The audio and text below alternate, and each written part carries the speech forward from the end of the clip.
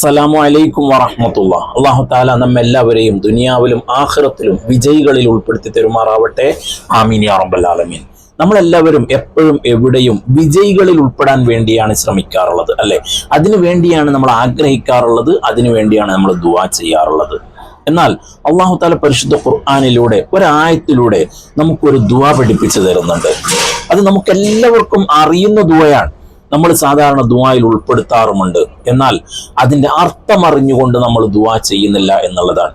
ഞാനിവിടെ ഓരോ ദിക്റുകൾ പറഞ്ഞു തരുമ്പോൾ, ഓരോ ദുആകൾ പറഞ്ഞു തരുമ്പോൾ നിങ്ങളോട് പറയാറുണ്ട്, ഇത് ഇന്നോ ഇന്നലെയോ പെട്ടെന്ന് ഒരാൾ ഉണ്ടാക്കിയതോ അല്ല, ഇത് മുമ്പേ ഉള്ളതാണ്, നമുക്ക് അറിയുന്നതാണ്. പക്ഷേ അതിന്റെ പ്രാധാന്യം മനസ്സിലാക്കിക്കൊണ്ട്, അതിന്റെ ഗൗരവം മനസ്സിലാക്കിക്കൊണ്ട്, അതിന്റെ അർത്ഥം അറിഞ്ഞുകൊണ്ട് നമ്മൾ ചൊല്ലുന്നില്ല, നമ്മൾ ചെയ്യുന്നില്ല എന്നുള്ളതാണ്.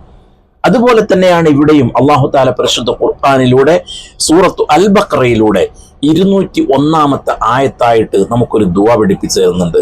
ഞാൻ ഈ പറഞ്ഞ പോലെ നമുക്ക് എല്ലാവർക്കും അറിയുന്ന ദുആയാണ്. എന്താ? റബ്ബന ആതിനാ ഫിദ് ദുനിയ ഹസന വഫിൽ ആഖിറതി ഹസനതൻ വഖിനാ അദാബന്നാർ. എന്താണ് അതിന്റെ അർത്ഥം? പടച്ചോനെ, ദുനിയാവിൽ ഞങ്ങൾക്ക് നീ നന്മ ചെയ്യണേ അല്ലാഹ്, അതുപോലെ തന്നെ ആഖിറത്തിൽ ഞങ്ങൾക്ക് നീ നന്മ ചെയ്യണേ അല്ലാഹ്, നരക ശിക്ഷയിൽ നിന്ന് ഞങ്ങളെ നീ കാത്തു രക്ഷിക്കുകയും ചെയ്യണേ റബ്ബേ. ഇതാണ് അതിന്റെ അർത്ഥം. എത്രത്തോളം അർത്ഥവത്തായ ദുആയാണ്.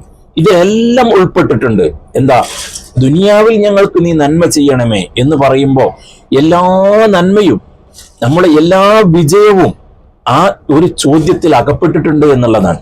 അതുപോലെ തന്നെ ദുനിയാവിൽ മാത്രം പോരാ, ആഖിറത്തിലും വേണം.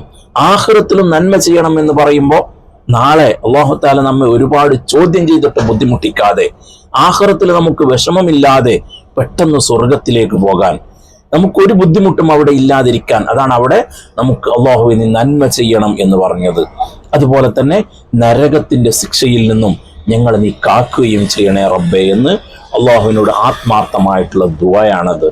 എന്നാൽ നമ്മൾ സാധാരണ പറയുമ്പോൾ റബ്ബനാ ആതിനാ ഫിദ് ദുനിയ ഹസന വഫിൽ ആഖിറതി ഹസനതൻ വഖിനാ അദാബന്നാർ, നമ്മൾ അതിന്റെ എന്തില്ല ഒരു അർത്ഥം അറിഞ്ഞുകൊണ്ട് അത് മനസ്സിൽ തട്ടിയിട്ട് നമ്മൾ പറയുന്നില്ല എന്നുള്ളതാണ്. ഇത് വെറും ഒരു ദുആയിൽ ഉൾപ്പെടുത്തിക്കൊണ്ട് മാത്രം നമ്മൾ നിർത്തേണ്ടതല്ല. നമ്മൾ എപ്പോഴും ഇതൊന്ന് പതിവാക്കി നോക്കുക. ഏത് സമയത്തും ഈ ഒരു ആയത്ത് അങ്ങോട്ട് പതിവാക്കിയാൽ പരിശുദ്ധ ഖുർആനോദിയതിന്റെ ഗുണം വേറെയാണ്, അതുപോലെ തന്നെ ദുആഇന്റെ ഗുണം വേറെയാണ്.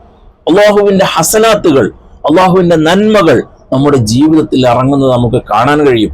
ഇത് ആരെങ്കിലും കാണാൻ വേണ്ടി ചൊല്ലിയിട്ട് കാര്യമില്ല. നമ്മൾ അർത്ഥം മനസ്സിലാക്കിക്കൊണ്ട്, ഞാനിപ്പോ അർത്ഥം പറഞ്ഞു തന്നില്ലേ, അർത്ഥം മനസ്സിലാക്കിക്കൊണ്ട് അല്ലാഹുവിനോട് ആത്മാർത്ഥമായിട്ട് ദുആയിൽ ഉൾപ്പെടുത്തി നോക്കുക. അങ്ങനെ നമ്മൾ ദുആ ചെയ്യുകയാണെങ്കിൽ അല്ലാഹു തആല ദുആ സ്വീകരിക്കുകയും ചെയ്യും. അത് നമുക്ക് നമ്മുടെ ജീവിതത്തിൽ കാണാൻ കഴിയുകയും ചെയ്യും. അല്ലാഹു തആല നമ്മെല്ലാവരെയും ദുനിയാവിലും ആഖിറത്തിലും വിജയികളിൽ ഉൾപ്പെടുത്തി തരുമാറാവട്ടെ. ആമീൻ യാ റബ്ബൽ ആലമീൻ. നിങ്ങൾ എല്ലാവരും എനിക്കും കുടുംബത്തിനും വേണ്ടി ദുആ ചെയ്യണം എന്ന് വസിയത്ത് ചെയ്യുന്നു. അസ്സലാമു അലൈക്കും വറഹ്മത്തുള്ളാഹി.